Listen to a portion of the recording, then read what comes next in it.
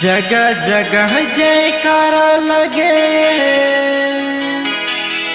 गूंजे के नाम, जय सतनाम जय सतनाम जय सतनाम।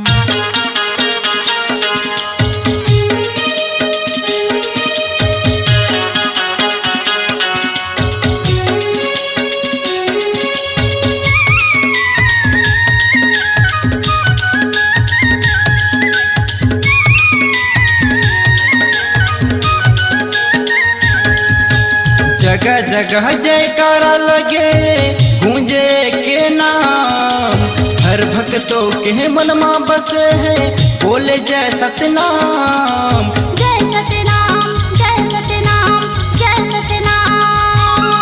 सतनामी के सर के ताज है, सादा झंडा पहचान। सतनामी के सर के ताज है, सादा झंडा पहचान। जगह जगह जयकारा लगे, गूंजे के नाम, हर भक्तों के मन में बसे है, बोले जय सतनाम जय सतनाम जय सतनाम जय सतनाम। सतनामी के सर के ताज है, सादा झंडा पहचान। सतनामी के सर के ताज है, सादा झंडा पहचान।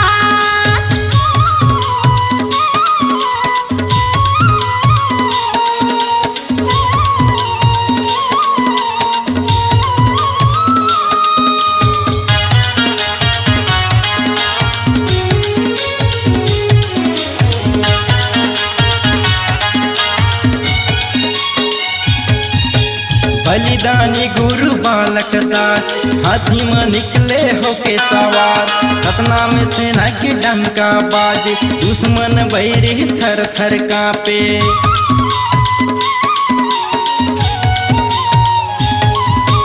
बलिदानी गुरु बालक दास, हाथी में निकले होके सवार।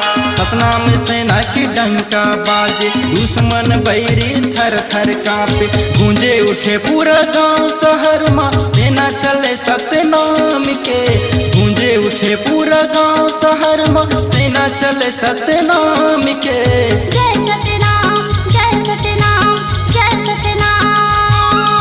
सतनामी के सर के ताज है, सादा झंडा पहचान। सतनामी के सर के ताज है, सादा झंडा पहचान।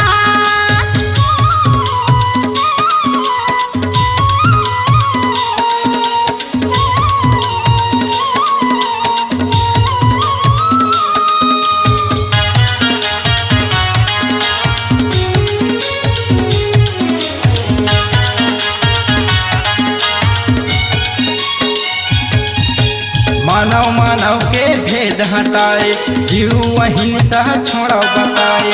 सबे लसत के मार्ग बताए, इन्हा जोड़ा से ते खाम गड़ाए।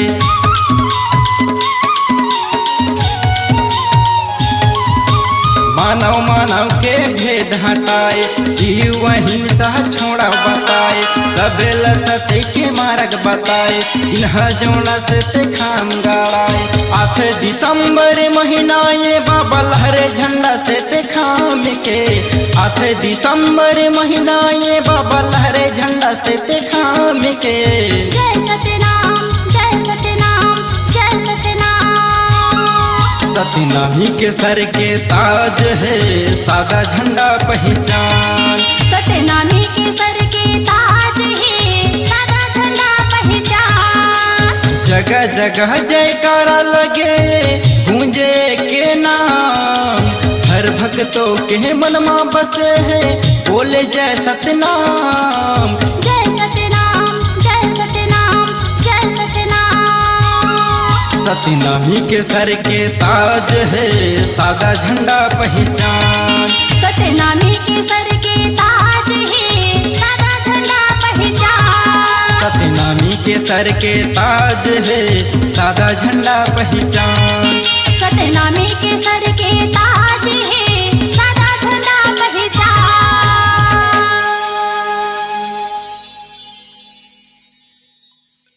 अपनी आवाज को दीजिए एक नया मुकाम। डिजिटल रिकॉर्डिंग की दुनिया का जाना पहचाना नाम स्वरांजलि, जहां गूंजती हैं ध्वनियां अपनी माटी की सौंधी सुगंध के साथ। छत्तीसगढ़ी संगीत के विविध रंग जो पहुंचाते हैं पूरे प्रदेश में डिजिटल रिकॉर्डिंग के संग। स्वरांजलि स्टूडियो, नेमीचंद गली नंबर 2, गंजपारा, रायपुर।